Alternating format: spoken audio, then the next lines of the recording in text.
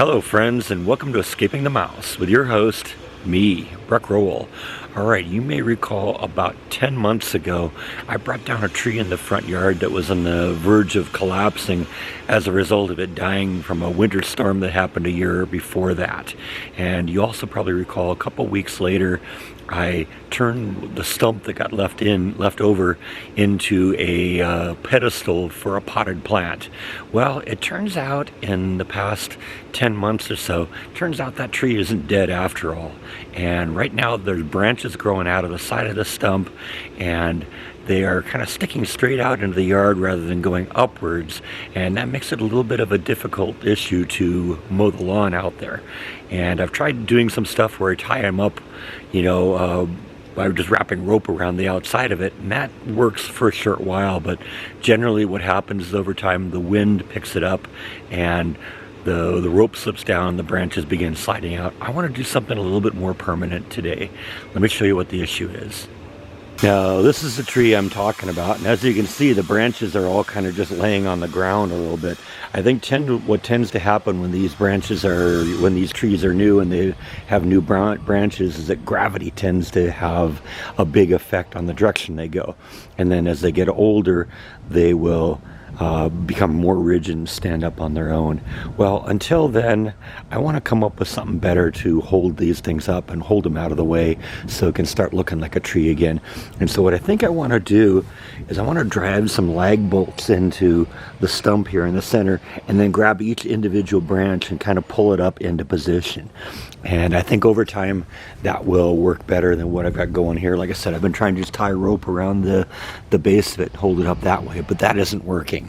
So let's drive some lag bolts into this and see if we can make this thing look a little bit more like a nice tree instead of just a bush that's growing out all over the place. Alright, you can see sort of what I'm doing here. I've got lag bolts here, and one in the back there. And basically I'm just taking some of the larger branches and tying them to the individual lag bolts so that it'll train the branch to stand up a little bit and take a little less space in the yard. Like I said, I want the ability to go through here with a lawnmower, and when you have branches that are going all the way out to here, that makes that hard to do.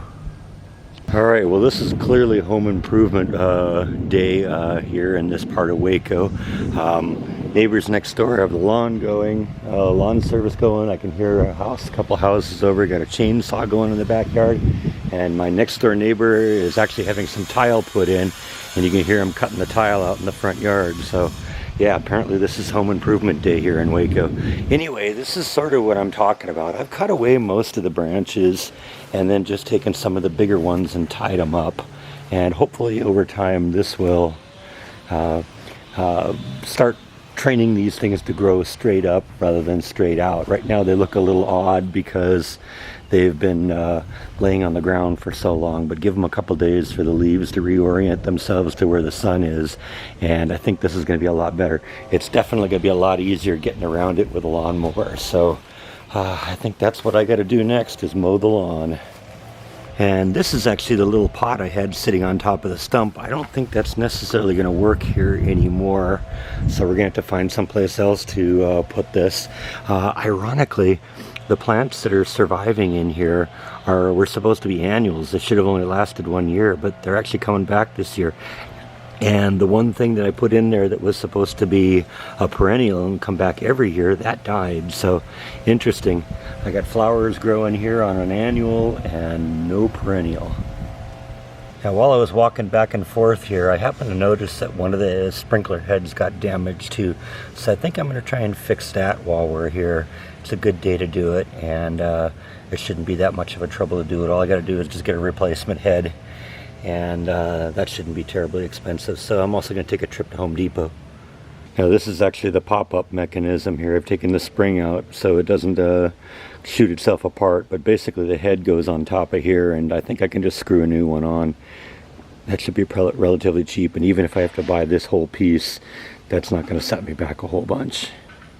Alright, I'm back from Home Depot. It turns out that either the sprinkler head technology has changed so much since this sprinkler system was put into place that the replacement parts aren't exactly available. I couldn't find this piece at all.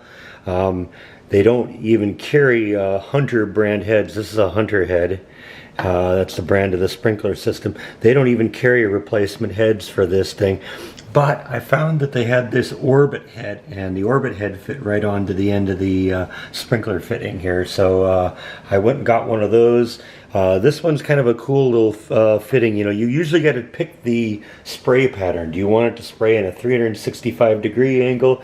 Do you want it to spray in a 180 angle, like if you're having it at a wall spraying against something? Is it in a corner? You want it to spray away from the corner? You can have quarter head. Well, this one is actually adjustable. You can adjust the spray pattern all the way from 0 to 360 degrees. So what I want is one that's going to spray 360 degrees. So I've opened this one up, and that should do everything I need to. Now all I just got to put it back together and reinstall it back in the ground.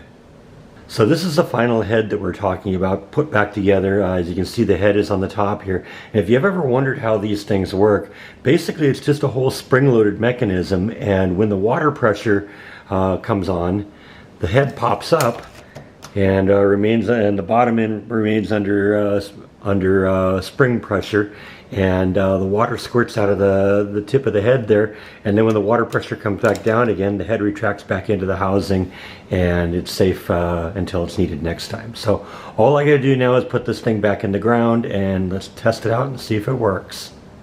Now, I don't know how long it's been that this thing has been broken. I think I noticed it a couple weeks ago, because I actually put this little piece around it to kind of remind me that that was there, and I didn't happen to remember that it was there until I was out here walking back and forth, and I looked, it's like, why is that there? I usually have those inside the garden there. But then I realized, oh, there's not a head on there. That's right, I pulled that one aside to see how, to remind me to go back and do it. Yeah, it worked really well, didn't it? So at some point in the past, probably when the head retracted, it broke off the head and it popped out into the yard somewhere. I have no idea where it is. Maybe if I get out here and mow the lawn, maybe I'll be able to see it again. But it's really all you have to do to get these things back together is just screw it back into place, and we're good to go. Now the head will pop up when I need it to, water everything, and maybe that's the reason my hydrangea died here. Maybe it wasn't getting enough water. I mean, the weather here is kind of rough on the hydrangeas, but if they get enough water, they usually bounce back. See, this one looks like it's in bad shape too, but I got new growth going on there, and there's new growth going on that one there too. It's been a brutal summer, and that, and the combination of the fact that we aren't allowed to water every day because of the drought, has kind of decimated the garden. But you can see kind of the jasmine is still doing all right. These things are doing okay. These things, which I planted probably 6 or 8 months ago, they're doing all right. So, you know, it's just a matter of finding what works in here and what doesn't. Anyway, now that I got that head back together, let's run the sprinkler system briefly and see if I can verify that this thing works. Alright, so I got the new head in. It seems to be working pretty well. I actually rearranged the pattern a little bit, made it so it wasn't a 360-degree distribution, because it didn't really need to be that, because that head there seems to be doing most of the work on that front. So I kind of set this out up as a 180, so it's basically just kind of spraying away to out into the lawn and away from the garden area. But it's working well, and it's easy to adjust. I got it aimed at the right way, so I think this project is about wrapped up. I'm going to turn the sprinklers off before the sprinkler police come by and say, hey, you're not supposed to be running this today.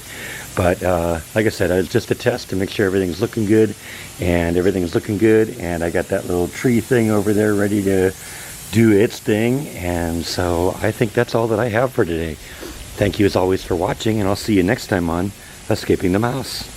Good night.